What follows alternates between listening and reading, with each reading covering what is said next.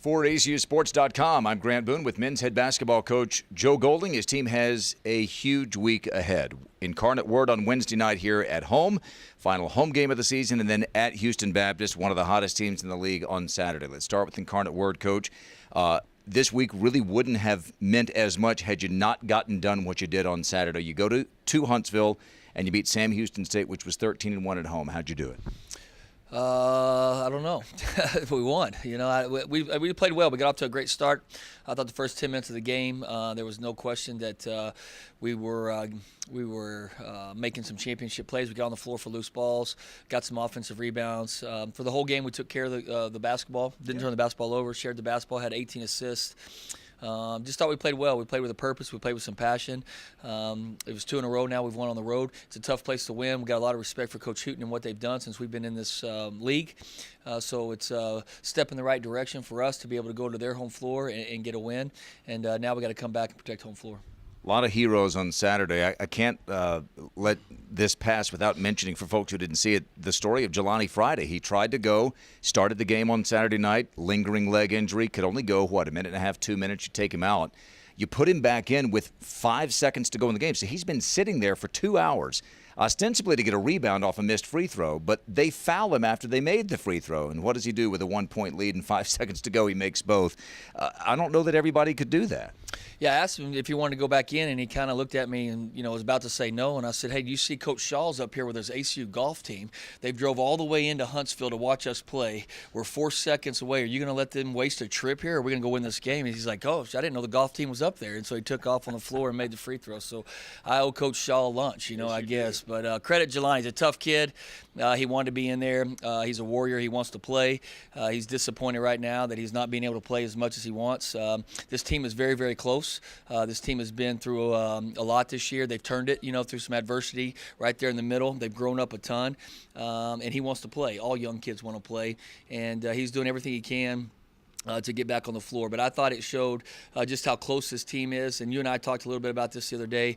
It also means the games are meaning more in our locker room, and guys winning a basketball game is sometimes takes some toughness, and our locker room's starting to figure that out.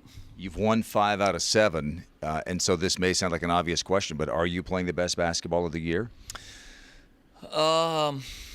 There have been some fine lines between wins and losses early. Right, we obviously struggled early. There's no secret. We changed our roster a little bit after 2 conference games. We had some different rotations. We lost a couple at home that were disappointing losses at Southeastern and Central Arkansas. And we went through a little stretch there. We had to go 4 in a row on the road and didn't, we played well. We just weren't able to win games and got ourselves in a hole. And, we look at the last 9 games, we're 5-7. We've won 5 out of 7. We had 9 games left. We got 2 more out of that, but I guess out of 7 games where we've won 5 out of, so we're 5-2. Yeah. And playing well. We've won 2 road games, which, you and I have talked a lot about. You got to be able to win on the road.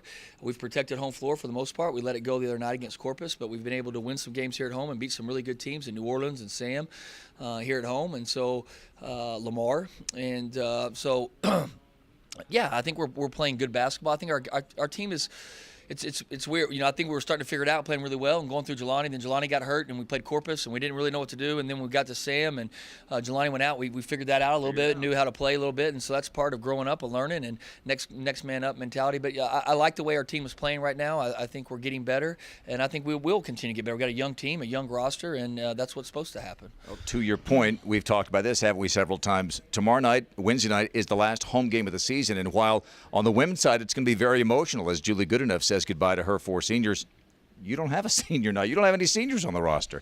That bodes well, doesn't it? Yeah, I would think so.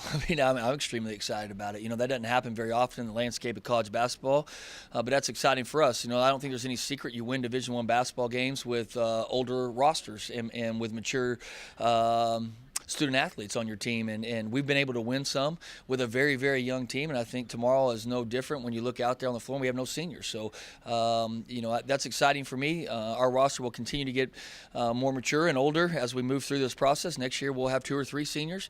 I guess we have 3, right? Drake, Tripp, and Diamante, but we'll still be a really, really young team. And so that's exciting. It should excite all ACU basketball fans. It excites me, and it's going to be exciting. Well, You have 2 games left: Incarnate Word Wednesday, at Houston Baptist Saturday, as I said. If you win those 2, you go 15-14 on the year, and you would be eligible to play in one of the postseason tournaments like the College Basketball Invitational. But the Saturday game won't matter on that front unless you get it done on Wednesday night against Incarnate Word, and that's a team that can really score it. Offensively, how hard are they to game plan? They're very difficult to game plan, and we haven't done a very good job. There's nobody in our locker room that has beaten Incarnate Word, so that's all that needs to be said. And we need to find a way to change that. That needs to change tomorrow night. When we leave tomorrow night, hopefully people in that locker room have beaten Incarnate Word. It's not easy. It's a lot harder to do, easy to say. There's a lot of work that goes into that. They're extremely difficult to defend. They've got really, really good players. They defeated Sam their last game. They've had a week off to prepare for us. They'll want to play well. I wouldn't consider it a rivalry game because we haven't won enough for it to be a rivalry game, but it's 2 teams that came in from Division II to Division I together. So we know each other very, very well, and should be a good ball game.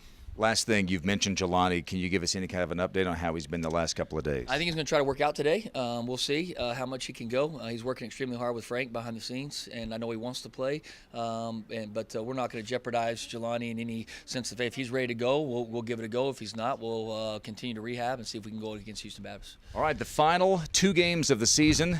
The first of those is Wednesday night against Incarnate Word. That's a 7:30 tip from here at Moody Coliseum. For Coach Joe Golding, I'm Grant Boone for ACUSports.com.